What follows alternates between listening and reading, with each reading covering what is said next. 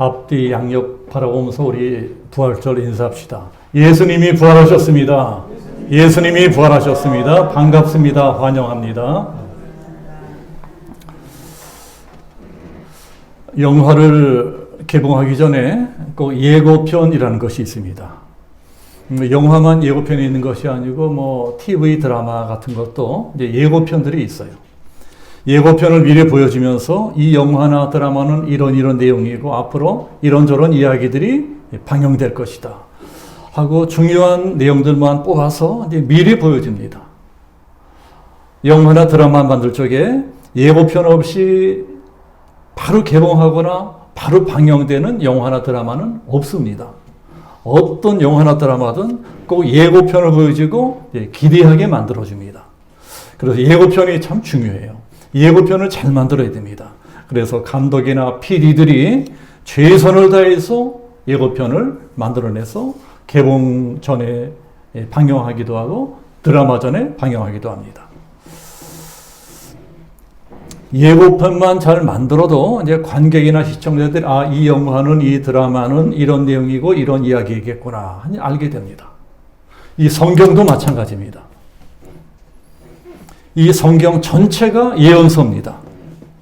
이 성경이 무엇을 예언하고 있느냐? 하나님이 우리 인간들의 죄를 구속해 주시기 위해서 구세주를 보내실 것이다. 때가 되면 구세주가 오셔서 메시아가 오셔서 우리 인간들의 죄를 대신해서 죽으셨다가 다시 살아날 것이다. 이것을 예언해 주는 이 책이 바로 성경입니다. 그래서 성경에는 이제 영화나 드라마처럼 예고편이나 이런 것들이 고도로 상징적인 장면이 되어서 많이 나오고 있습니다. 오늘 우리가 읽은 말씀도 마찬가지입니다. 오늘이 부활절인데 예수님이 십자가에 못 박혀 죽으실 때 이미 부활을 예고하는 예고편을 보여주십니다. 이 성경을 통해서. 지난주에는 고난주간이었습니다. 이 고난주간 동안 우리 교회는 이제 새벽 기도의 시간에 마태복음 27장을 공부했습니다. 어디까지 공부했지요? 오늘 본 성경 바로 앞절까지 공부했습니다. 예수님이 십자가에 못 박혀 운명하시는 것까지 공부했습니다. 그리고 오늘 부활절 새벽 예배 시간에는 죽었던 예수님이 다시 살아나시는 그런 말씀을 전해드렸습니다.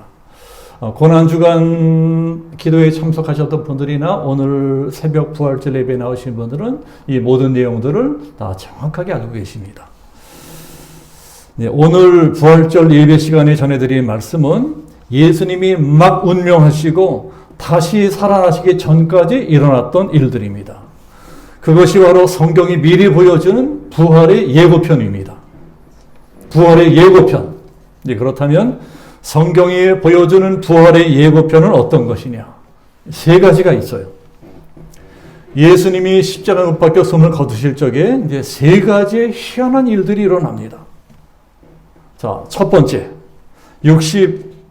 51절을 보시면 성소의 휘장이 위로부터 아래로 쫙 찢어지는 사건이 일어납니다. 예루살렘에 성전이 있었는데 그 성전에 보면은 이 성소가 있고 지성소가 있습니다. 성전이 둘로 나눠져 있어요. 하나는 성소, 하나는 지성소. 성소까지는 들어갈 수 있어도 지성소는 아무나 들어갈 수 없습니다. 지성소는 이름 그대로 지극히 거룩한 장소입니다. 그 지성소예요. 그래서 성소와 지성소의 사이를 두꺼운 커튼, 아주 두꺼운 휘장으로 딱 가로막아 놓았습니다. 그것을 무시하고 함부로 들어가면 즉사합니다. 직벌을 받아서 바로 죽어요. 그래서 아무 때나 들어갈 수 없습니다. 오직 대제사장만이 1년에 딱 한 번 이 그릇에 피를 담아가지고 들어가야 됩니다. 만약에 피가 없이 들어가면 어떤 일이 일어날까요? 아무리 대제사장도 바로 즉사합니다. 직벌을 받아 바로 죽어요. 이제 그 피가 무슨 피냐? 양이라든가 소 같은 희생제물을 죽여서 그 피를 받은 그 그릇에 담아낸 피인 것입니다. 이스라엘 사람들이 1년 동안 지은 죄를 대신해서 희생제물이 죽어야 됩니다. 그 희생제물이 흘린 피를 보고 이스라엘 백성들의 죄를 사해 주십니다. 너희들이 이렇게 죽어야 되는데 내가 차마 너희들을 죽일 수는 없으니까 이 양이나 짐승을 죽여서 이 피를 보고 내가 너희들의 죄를 용서해 주겠다. 이게 바로 제사인 것입니다. 대제사장이 지성소에 들어갈 적에는 언제나 이 몸에다가 옷에다가 끈을 매달고 들어갑니다. 그리고 대제사장의 옷에는 방울이 달려 있어요. 자, 왜냐? 피를 가지고 들어가도 가끔 하나님이 죄를 용서해 주지 않을 때가 있어요. 대제사장이 도저히 하나님께 용서받을 수 없는 큰 죄를 지었다든지 아니면 이스라엘 백성들이 도저히 용서받지 못하는 우상을 섬기는 죄라든가 뭐 사악한 죄를 저질렀을 때는 하나님께서 내가 도저히 너희들의 피를 받지 못하겠다. 내가 도저히 너희들을 용서할 수가 없다고 용서해 주지 않으면 심판하십니다. 그러면 대제사장이 죽는 거예요. 직벌 받아 죽습니다. 하나님이 진노하셔서 대제사장이 용서받지 못하고 직벌을 받아 죽으면 누군가는 안에 들어가서 그 시체를 끌어내야 되잖아요. 지성소는 거룩한 장소인데 부정한 시체를 거기에 내버려둘 수가 없어요. 그러나 누가 들어갈 수가 있겠어요? 대제사장까지 가차없이 죽어버리는 판인데 만약 누구라도 대제사장의 시체를 꺼내겠다고 그 안으로 들어갔다간 그 사람이 즉사하는 것입니다. 바로 죽어요. 이게 구약이에요. 이렇게 우리들이 죄를 하나님이 미워하시고 무섭게 심판하십니다. 이게 구약의 내용입니다. 그래서 대제사장 옷에 방울을 다는 거예요. 옷에 방울을 달면 사람이 움직일 때마다 방울 소리가 딸랑딸랑 납니다. 그럼 밖에서 가만히 사람이 듣고 딸랑딸랑 소리가 난다. 그러면 아직 대제사장이 살아있는 거예요. 그 죄를 용서받은 것입니다. 이번에는 하나님이 우리들의 죄를 용서해 주셨어요. 그런데 만약에 방울 소리가 전혀 나지가 않아. 그러면 대제사장이 죽은 겁니다. 지성소에 제사드리러 들어갔다가 죄 사함 받지 못하고 직불을 받아 죽었어요. 그게 바로 대제사장의 옷에 방울을 달아놓는 까닭입니다. 그리고 이 대제사장이 죽은 시체를 끈을 잡아당겨서 끌어냅니다. 커튼 밑으로 끌어내는 거예요. 그만큼 지성소는 두려운 장소였습니다. 하나님을 지성소에서 만나는데 지성소에서 용서받지 못하면 이스라엘에서 제일 존경받는 종교주자 대제사장까지 죽는 겁니다. 그러니까 대제사장까지도 내가 이번 제사가 마지막 제사일지도 모르다 죽기를 각오하고 들어가는 것이 지성소입니다. 그 성소와 지성소를 엄격하게 구분해서 갈라놓은 것이 휘장입니다. 커튼이에요, 커튼. 자, 휘장이 상징하는 것이 무엇이냐? 담벼락을 상징해요. 거룩하신 하나님과 죄인인 우리 인간들을 딱 갈라놓은 담벼락이 이게 바로 휘장입니다. 하나님이 계신 지성소는 결코 우리들이 들어갈 수 없는 우리 죄 지은 인간들이 들어갈 수 없는 신성불가침의 지역입니다. 1년에 딱 한 번 대제사장만이 희생제물의 피를 가지고 들어가야 돼요. 그런데 예수님께서 십자가에 못 박혀 죽으시는 순간에 운명하시는 순간에 이 휘장이 쫙 위에서부터 아래까지 쫙 찢어져 버렸다는 것입니다. 휘장이 찢어져 버렸어요. 이것은 이스라엘 사람들에게는 상상도 할 수 없는 충격적인 사건입니다. 휘장이 찢어졌다는 것이 무슨 뜻일까요? 예수님의 몸이 찢어진 거예요. 이스라엘 사람들은 슬플 적에는 옷을 찢었습니다. 그만큼 내 마음이 찢어지게 아프다는 것입니다. 예수님이 십자가에 못 박혀 죽으실 때 아버지 하나님의 마음이 찢어지게 아팠어요. 그래서 이스라엘 사람들이 옷을 찢듯이 하나님께서 휘장을 찢어버리셨습니다. 휘장이 찢어지는 순간에 어떤 일이 일어났을까요? 하나님께 나아가는 길이 활짝 열린 것입니다. 휘장을 찢어버리시면서 하나님께서 우리 인간들이 하나님께 직접 나올 수 있는 길을 열어주셨습니다. 그전에는 1년에 오직 딱 한 번, 그것도 아무나 못 들어가요. 대제사장만이 양이나 소의 피를 가지고 들어가야 되는 것이 지성소였습니다. 그 한 번에는 1년 내내 두꺼운 휘장으로 커튼으로 딱 가로막혀 있는 것이 지성소였습니다. 그런데 이것이 찢어져 버린 거예요. 그때부터는 누구라도 하나님의 보좌 앞으로 나갈 수 있는 길이 열렸습니다. 그때부터는 누구라도 유월절 어린 양이 되어 죽으신 예수님의 피만 믿으면, 예수의 보혈만 믿으면 거룩하신 하나님 앞에 나아갈 수가 있습니다. 아무리 큰 죄를 지은 죄인이라고 할지라도 그 보혈공로를 믿고 회개하기만 하면 하나님의 자녀가 돼요. 천국 백성이 됩니다. 그래서 하나님이 계시는 저 영생하는 천국에도 들어갈 수가 있게 된 것입니다. 그야말로 휘장이 찢어지는 순간에 천국 들어가는 고속도로가 쫙 열린 것입니다. 휘장이 찢어질 적에 우리 인류 역사도 바꿔져 버렸어요.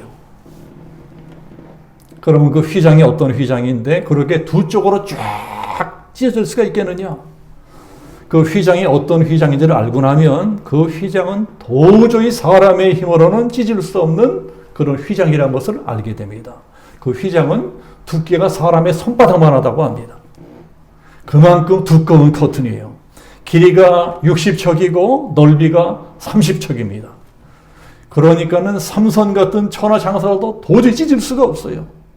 그런 거대한 커튼이 한쪽 귀퉁이만 찢어진 것도 아니고 저 꼭대기부터 맨 아래까지 단반이 쫙 찢어졌다고 하는 것은 그건 인간의 힘이 아닌 어떤 초자연적인 힘이 작동한 것입니다.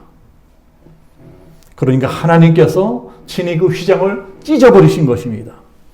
하나님께서 친히 하나님과 우리 인간 사이를 가로막고 있는 죄의 담을 허물어 버리신 것입니다. 그래서 그때부터는 누구라도 내 앞에 나올 수 있다. 하나님께 나갈 수 있는 구원의 문이 활짝 열린 것입니다. 십자가 위에서 나를 위해서 몸짓고 피 흘려 죽으신 예수님의 피를 믿기만 하면, 그 보혈의 공로를 믿기만 하면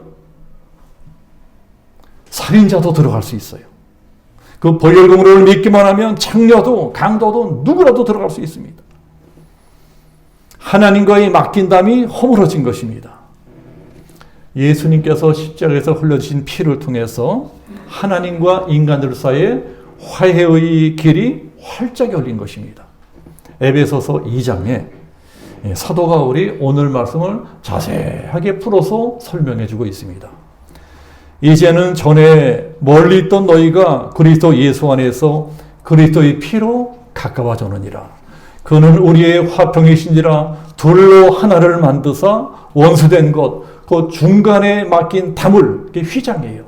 자기 육체로 하시고 법조문으로는 계명의 율법을 폐하셨으니 이는 이 둘로 자기 안에서 한 세 사람을 지어 화평하게 하시고 또 십자가로 이 둘을 한 몸으로 하나님과 화목하게 하려 하심이니라.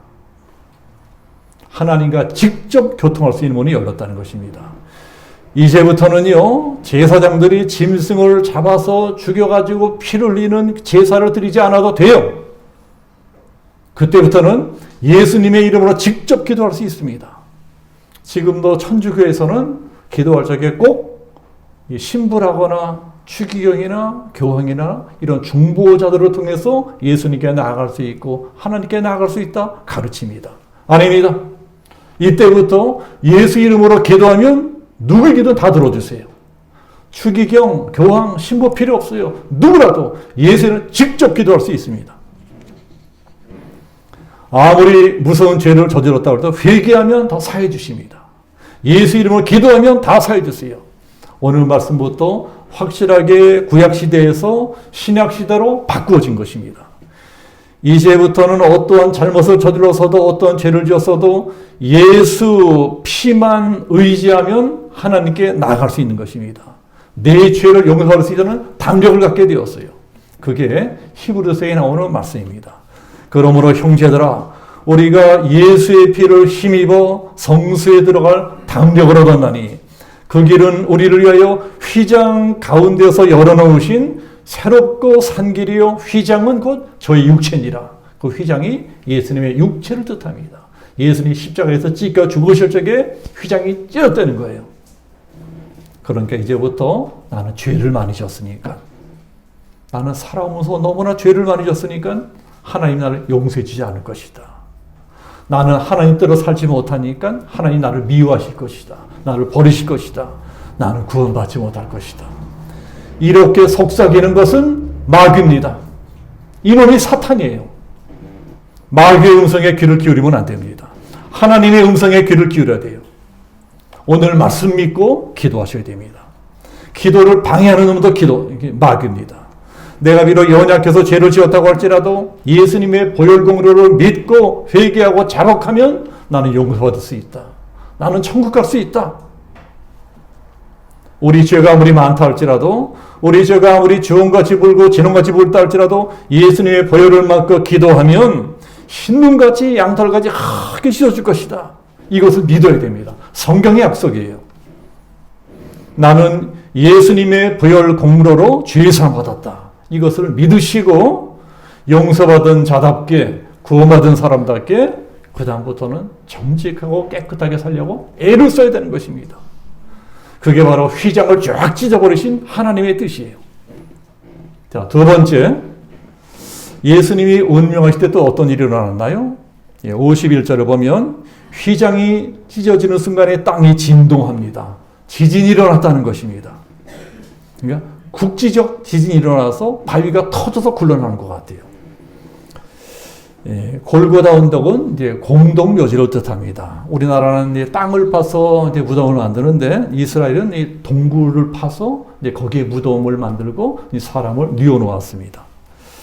그리고 그 앞을 이제 이 둥그러운 이 돌로 막아놓았어요. 그런데 지진 때문에 그 무덤 입구를 막아놓은 바위 덩어리가 터져 나온 모양입니다. 예수님이 부활하실 때도 그런 일이 일어납니다. 지진이 일어나서 바위문이 열려버렸어요. 예루살렘은 지진이 많이 일어나는 지역이었다고 합니다. 그러니까 그런 것은 흔히 일어날 수가 있어요. 그러나 그 다음에 진짜 희한한 일이 일어납니다.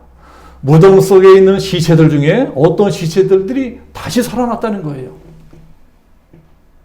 무덤 속에 있던 시체들 중에 어떤 시체들이 도로 살아나. 이것은 너무너무 신기한 사건입니다. 너무 신기해서 잘 믿어지지가 않아요.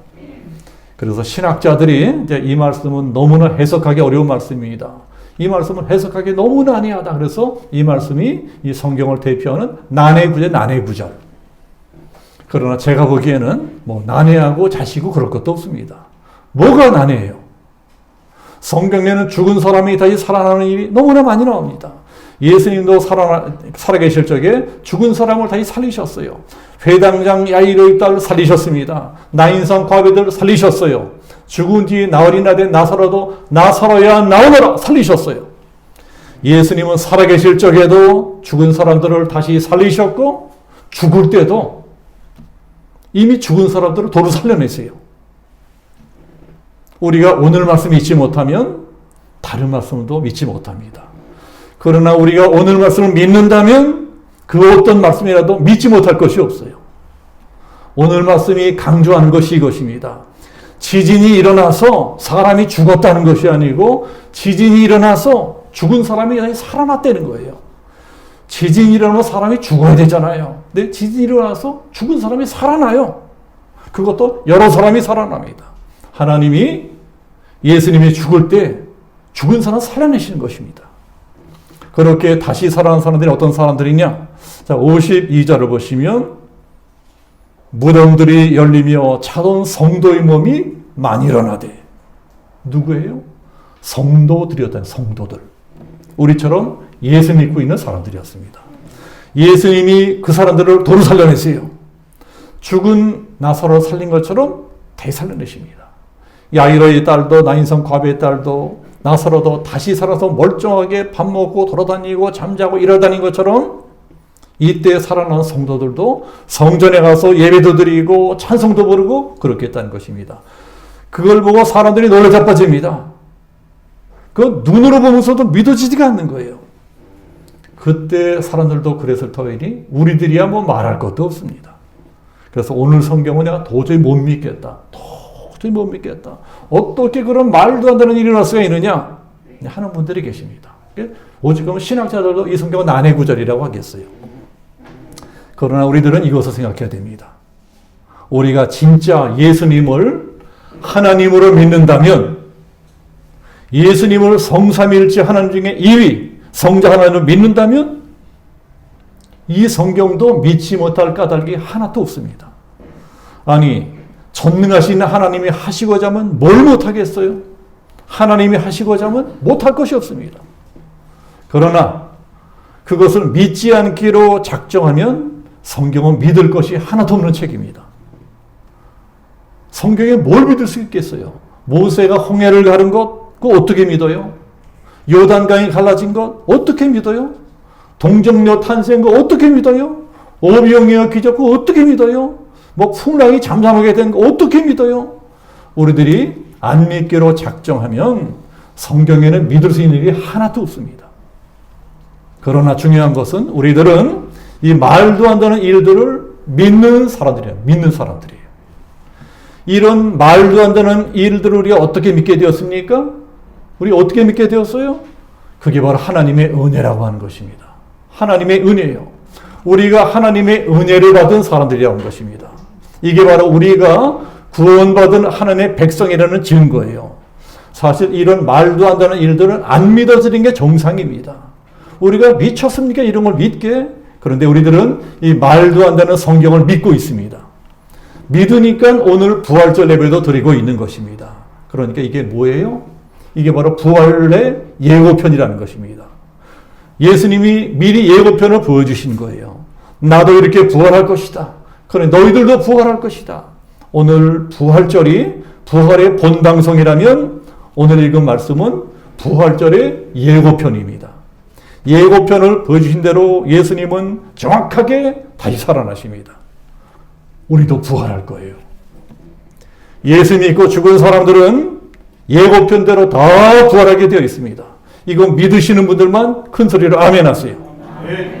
제가 이러한 말씀을 집에 초상이 나서 우리 아버지가 돌아가시고 어머니가 돌아가시고 오빠가 형님이 돌아가신 그 집안에 가서 장례비들은 이 말씀을 전해드리면 다 은혜를 받고 감동을 받습니다. 죽는 게 끝나는 게 아니에요.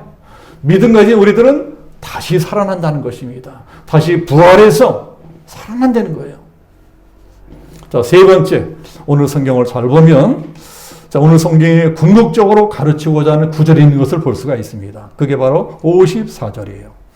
예수님이 죽으실 때 일어난 여러 가지 일 중에 세 번째로 신기한 일이 54절 말씀입니다. 54절을 보시면 백부장과 및 함께 예수를 지켜던 자들이 지진과 그 일어난 일들을 보고 심히 두려워하여 이르되 이는 진실로 하나님의 아들이었도다 하더라. 오늘 말씀에 나오는 백부장이 누굽니까? 사형 집행관이잖아요. 예수님의 십자가 사형을 집행한 로마 군대의 지휘관입니다. 그러니까 예수님이 죽는 것을 가장 가까이서 본 사람이에요. 다른 성경을 보면 예수가 진짜 죽었나 안 죽었나 확인해 보려고 예수님의 옆구리를 창으로 막 찔러 염통이 터져 나옵니다. 터진 염통에서 물과 피가 콸콸 쏟아졌다고 기록하고 있어요. 그걸 보고 진짜 죽었구나. 예수는 진짜 죽었어. 하고 사람들이 죽은 것을 확인을 합니다. 백부장과 함께 예수를 지켜준 사람들이 또 있었어요. 그 사람은 누굽니까? 로마 군인들이잖아요. 그 사람들은요, 예수님을 채찍질한 사람들입니다. 그 채찍으로 직사하게 두들겨 패서 예수님의 등허리가 너덜너덜해지게 만든 사람들이에요. 예수는 십자가에 못 박아 놓고 비웃고 침뱉고 욕하고 나중에 완전히 빨가벗겨 놓고 그 겉옷을 제비 뽑아 가져간 사람들이에요. 그러니까 한마디로 예수 알기를 개떡같이 알던 사람들입니다. 예수를 개떡같이 알고 있었어요. 그런데 그 사람이 두려워하고 있는 거예요. 그 사람들이. 아니 왜 예수를 두려워해요? 예수는 두려울 것 하나도 없는 무능한 죄인이었습니다. 예수는 정말 무능했잖아요. 얼마나 무능한지 채찍으로 두들겨 패는데도 꼼짝 못해요. 자기 옷을 완전히 빨가벗긴 해도 꼼짝 못해요. 욕하고 침뱉고 조롱해도 꼼짝 못합니다. 십자가에 못 박아 죽이는 해도 꼼짝 못해요. 그러니 그런 사람이 뭐가 무서워요? 그런 사람은 전혀 두려울 필요가 없는 한심하고 불쌍한 죄인입니다. 그런데 왜 두려워해요? 자기들이 평생 한 번도 본 적이 없는 이상한 일들이 일어났기 때문에 그렇습니다. 예수가 죽는 순간에 너무너무나 회개한 일들이 일어납니다. 지진이 일어나고 바위가 터지고 죽은 시체가 살아나는 거예요. 그러나 더 두려운 진짜 이유는 이것입니다. 우리가 방금 잡아 죽인 예수가 이런 이상한 사건과 뭔가 연관이 있구나. 이것을 깨달았기 때문입니다. 이 사람이 진짜 범상한 사람이 아니었구나. 이 사람이야말로 진짜 하나님의 아들이었구나. 그러면서 예수가 죽기 직전에 행했던 도저히 이해할 수 없는 행동들이 이해되기 시작한 것입니다. 예수는 잡혀 죽으면서도 원수들을 용서합니다. 자기를 잡아 죽이는 원수들까지 용서하는 기도를 드립니다. 자기도 죽어가는 주제에 같이 매달려 죽어가는 강도 중에 오른편 강도를 구원합니다. 이런 일들이 팍 깨달아지면서 백부장이 이러한 고백을 하는 거예요. 이는 실로 하나님의 아들이었도다. 세계 최강의 군대 로마 군대의 지휘관이 놀라운 고백을 합니다. 이 백부장이 나중에 어떻게 되었을까요? 전설에 의하면 이 백부장은 나중에 예수 믿고 구원받았다고 합니다. 그리고 초대교회 지도자가 되었다고 그렇게 전해져 내려옵니다. 어떻게 그런 일이 일어날 수 있었을까요? 여기에 중요한 믿음의 원리가 있습니다. 그 사람이 예수 가까이 있었기 때문입니다. 예수 가까이 있었어요. 로마 백부장은 예수님이 죽을 때 가장 가까이 있었던 사람입니다. 비록 죄인을 처형하는 사형 집행관이라 할지라도 예수님 가까이 있었기 때문에 이 놀라운 비밀을 깨닫게 됩니다. 오늘 성경에는 또 다른 사람도 나오죠. 자, 56절을 보시면 여자들도 나옵니다. 막달라 마리아도 나오고 제자들의 어머니도 있고 다른 성경을 보면 예수님의 어머니 마리아까지 있습니다. 이 여자들은 예수님을 가장 열심히 믿던 여인들입니다. 예수님을 가장 사랑했던 여자들이에요. 그런데도 이 사람들은 로마 백부장이 깨달은 것을 아직도 깨닫지 못하고 있어요. 로마 백부장은 깨달았는데 예수님을 따라다니던 예수님을 가장 사랑했다는 여자들은 아직 깨닫지 못하고 있어요. 백부장은 실로 이 사람은 하나님의 아들이었다는 신앙 고백을 있는데 이 여자들은 아직 그걸 깨닫지 못하고 슬퍼하고 낙심하고 절망하고 있습니다. 그게 왜 그렇습니까? 자, 55절을 보시면 예수를 섬기며 갈릴리에서 따라온 많은 여자가 거기 있어 그 다음에 어떻게 해요? 멀리서 바라보고 있더니 멀리서 가까이가 아닌 멀리서 바라보고만 있었기 때문에 그렇습니다. 예수와 멀리 떨어져 있기 때문에 그런 거예요. 오늘 말씀에서 멀리 떨어져 있다고 하는 것은 단순히 물리적인 거리만을 뜻하는 것이 아닙니다. 영적으로도 멀리 떨어져 있다는 거예요. 영적으로도. 멀리 떨어져 있었기 때문에 부활의 비밀도 늦게 알게 됩니다. 멀리 떨어져 있기 때문에 이 진리도 늦게 깨닫게 됩니다. 이 여자들만 그런 것이 아니라는 것입니다. 오늘날 우리들도 마찬가지예요. 진리를 깨닫기 위해서는 가까이 있어야 됩니다. 언제나 예수님 가까이 있어야 됩니다. 교회에 가까이 있어야 돼요. 예배의 자리, 기도의 자리에 가까이 있어야 돼요. 멀리 떨어지면 실족하는 수가 있습니다. 오늘이 부활절이고 부활절 예배를 드리고 있는데 여러분들 마음속에 감격이 있습니까? 막 감동이 있습니까? 예수님이 오늘 새벽에 부활하셨는데 왜 우리들 마음속에는 기쁨도 없고 감동도 없고 마음이 썰렁할까? 왜 이렇게 썰렁한 예배를 드리고 있을까? 그동안 우리들이 예수님과 멀리 떨어져 있기 때문에 그렇습니다. 물론 코로나 때문에 어쩔 수가 없었습니다. 코로나 때문에 그동안은 교회를 나오지도 않고 나올 수도 없고 예배도 드릴 수 없고 기도도 안 하고 예수님과 영적으로 멀리 떨어져 있었습니다. 그만큼 우리는 믿음에서 멀리 떨어져 있었어요. 이렇게 계속 멀리 떨어져 있으면 그러면 우리들의 믿음은 치명상을 입게 됩니다. 이대로 계속 가다가는 믿음이고 구원이고 다 잃어버리고 엉망이 될 것입니다. 예수님 오늘 말씀에서 부활의 예고편을 보여주셨습니다. 그리고 예고하신 대로 부활하셨어요. 그리고 우리들에게도 너희들도 나하고 똑같이 부활할 것이다 말씀하십니다. 그러나 오늘 부활절에 우리들이 꼭 기억해야 될 것이 부활에만 예고편이 있는 것이 아니고 종말에도 예고편이 있다는 것입니다. 성경은 부활도 예언했지만 종말도 예고하고 있습니다. 종말의 때가 올 것이다. 이 세상 종말이 때가 오면은 처처소소의 지진과 기근이 일어나고 기아사타로 사람들이 굶어 죽게 되고 세계 대전이 일어나게 되고 난리와 난리 소문을 듣게 될 것이고 전염병이 창궐할 것이고 무서운 재앙들이 계속 일어날 것이다. 기상이변이 일어나서 어마어마한 재앙들이 계속 일어날 것이다.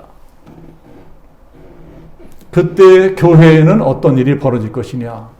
환난과 핍박이 있을 것이다. 그런데 환난과 핍박이 일어나기 전에 먼저 일어날 일이 있습니다. 그것이 어떤 일일까요? 모이기를 피하는 일들이 먼저 일어날 것이다. 그때가 언제일까요? 바로 이때인 거예요. 우리가 지난 햇서로 3년 동안 모이지를 못했습니다. 모이면 불법이에요. 모이면 교회 예배당 폐쇄합니다. 모이면 불법으로 교회를 폐쇄당했습니다. 그래서 교회 이미지가 추락하고 무수한 성도들이 떨어져 나갔습니다. 이 자리에 있어야 성도들 중에 나오지 않은 분들 다 떨어져 나갔어요. 내일부터 다시 모여야 된다고 하는데 이제는 모이지 않는 것이 습관이 되어서 그냥 손바닥만한 스마트폰으로 예배드렸다고 하는 게 습관이 되어서 이제는 모여야 된다 이래도 얼마나 모일는지 모르겠습니다. 떨어져 나간 성도들이 얼마나 다시 돌아올지 모르겠습니다. 우리 교회뿐만이 아니고 모든 교회들의 문제예요. 무수한 성도들이 축복날에서 떨어져 나가는데 이제는 예배 들어도 된다. 예배 안 드리는 습관이 돼 있어가지고 나오려니까 이상해. 맨날 스마트폰 예배 드리다가 나오려니까 이상해. 우리가 보고는 이 현상들이 종말의 시작을 알리는 예고편이라는 것을 알아야 됩니다. 성경이 뭐라고 말씀하니까 그래서 깨어 있어라. 깨어 있으라는 거예요. 우리들이 주님과 멀리 떨어져 있으면 안 됩니다. 이 여자들도 예수님과 멀리 떨어져 있으니까 이 구원의 진리를 깨닫지 못합니다. 베드로도 멀리 떨어져 있다가 예수님을 3번씩 부인했습니다. 제자들도 멀리 떨어져 다 도망쳐버렸어요. 가룟 유다도 멀리 떨어져 있다가 배신자가 되었습니다. 멀리 떨어져 있다가는 나도 모르는 사이에 그렇게 될 수가 있다는 것입니다. 여러분, 이제는 그만 다시 가까이 해야 될 때입니다. 다시 주님을 가까이 하고, 다시 교회를 가까이 하고, 다시 예배를 가까이 하고, 다시 기도의 자리를 가까이 하고, 가까이 하려고 애를 써야 돼요. 이제는 애를 쓰지 않으면 안 됩니다. 그동안 너무나 편하게 살았기 때문에 애를 쓰지 않으면 가까이 다가올 수가 없어요. 예수님이 죽으신 지 3일 만에 무덤 속에서 부활하신 것처럼 3년 동안 무덤 속에서 죽어버린 것처럼 되어졌던 우리들의 신앙도 다시 부활해야 되겠습니다. 이게 부활절에 우리 교회, 우리 한국교회에 주시는 부활의 메시지입니다. 요한계시록 1장에 이런 말씀이 있습니다. 그에 있는 자는 성령이 교회들에게 하시는 말씀을 들을지어다. 내가 부활한 것 같이 너희들의 믿음도 부활해라.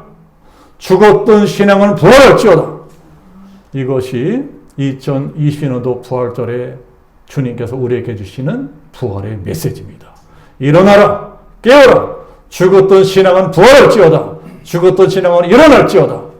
이 말씀처럼 우리들이 죽은 신앙에서 깨어 일어나 우리 주님만 바라보고 천국길 영생길을 과감하게 걸어가시는 우리 모두가 되어지기를 예수님의 이름으로 축복합니다. 아멘. 기도하겠습니다.